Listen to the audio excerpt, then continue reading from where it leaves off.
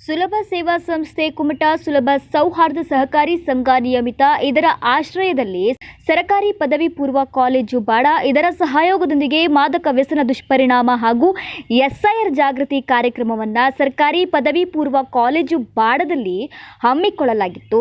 ಕಾರ್ಯಕ್ರಮ ಉದ್ಘಾಟನೆ ಮಾಡಿದ ಕುಮಟಾ ತಾಲೂಕಾ ಮುಖ್ಯ ಕಾರ್ಯನಿರ್ವಹಣಾಧಿಕಾರಿ ಆರ್.ವಿ. ಭಟ್ಟರವರು ಮಾತನಾಡಿ, ಎಸ್ಐಆರ್ ಹಾಗೂ ಮಾದಕ ವ್ಯಸನ ದುಷ್ಪರಿಣಾಮ ಜಾಗೃತಿ ಕಾರ್ಯಕ್ರಮ ವಿದ್ಯಾರ್ಥಿಗಳಿಗೆ ಈ ಸಮಯದಲ್ಲಿ ಅತ್ಯಂತ ಅವಶ್ಯವಾಗಿದೆ ಎಂದು ವಿವರಿಸಿದರು. ಕುಮಟಾ ಪೊಲೀಸ್ ಠಾಣೆಯ ಪಿಎಸ್ಐ ಖಾದರ್ ಭಾಷಾರವರು ಮಾತನಾಡಿ, ಮಾದಕ ವ್ಯಸನದಿಂದ ಆಗುವ ಅಪಾಯದ ಕುರಿತು ವಿವರಿಸಿದರು.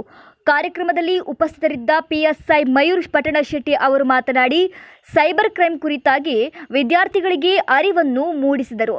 ಕಾರ್ಯಕ್ರಮ ಸಂಘಟನೆ ಮಾಡಿದ ಸುಲಭ ಸೇವಾ ಸಂಸ್ಥೆ ಕುಮಟಾದ ಅಧ್ಯಕ್ಷರಾದ ದಿವಾಕರ್ ಅಗನಾಶಿನಿಯವರು ಮಾತನಾಡಿ, ದುಷ್ಟರ ಕಾರ್ಯಕ್ಕಿಂತ ಸಜ್ಜನರ ನಿಷ್ಕ್ರಿಯತೆ ಸಮಾಜಕ್ಕೆ ಅಪಾಯಕಾರಿ ಎಂದರು. ಪ್ರಾಂಶುಪಾಲರಾದ ಮೋಹನ್ ವಿ ನಾಯಕ್ ಅವರು ಕಾರ್ಯಕ್ರಮದ ಅಧ್ಯಕ್ಷತೆ ವಹಿಸಿ ಮಾತನಾಡಿ, ವಿದ್ಯಾರ್ಥಿಗಳಿಗೆ ಇಂದು ಕಾಲೇಜಿನಲ್ಲಿ ಅವಶ್ಯವಿರುವ ಮಾದಕ ವ್ಯಸನದ ದುಷ್ಪರಿಣಾಮ ಕುರಿತಾಗಿ ಜಾಗೃತಿ ಕಾರ್ಯಕ್ರಮವು ಅರ್ಥಪೂರ್ಣವಾಗಿ ನಡೆಯಿತು ಎಂದು ಸಂಘಟನೆ ಮಾಡಿದ ಸುಲಭ ಸೇವಾ ಸಂಸ್ಥೆಗೆ ಕೃತಜ್ಞತೆಗಳು ಎಂದರು. ಸುಲಭ ಸೌಹಾರ್ದ ಸಹಕಾರಿ ಸಂಘ ನಿಯಮಿತ ಕುಮಟಾದ ಮುಖ್ಯ ಕಾರ್ಯನಿರ್ವಾಹಕರಾದ ಶ್ರೀಮತಿ ಪ್ರೀತಿ ಗೌಡರವರು ಪ್ರಾಸ್ತಾವಿಕ ಮಾತನಾಡಿ ಸಂಸ್ಥೆಯ ಪರಿಚಯ ಮಾಡಿದರು. ಉಪನ್ಯಾಸಕರಾದ ದತ್ತಾತ್ರೇಯ ಭಟ್ ಅವರು ಕಾರ್ಯಕ್ರಮವನ್ನು ಅಚ್ಚುಕಟ್ಟಾಗಿ ನಿರ್ವಹಿಸಿ ಸ್ವಾಗತಿಸಿದರು. ಉಪನ್ಯಾಸಕರಾದ ಶಂಕರ್ ಪಟಗಾರ್ ಪ್ರಾರ್ಥನೆಯನ್ನ ಮಾಡಿ ನೂತನವಾಗಿ ಆಯ್ಕೆಯಾದ ವಿದ್ಯಾರ್ಥಿ ಪ್ರತಿನಿಧಿಗಳಿಗೆ ಪ್ರಮಾಣ ವಚನ ಬೋಧಿಸಿದರು.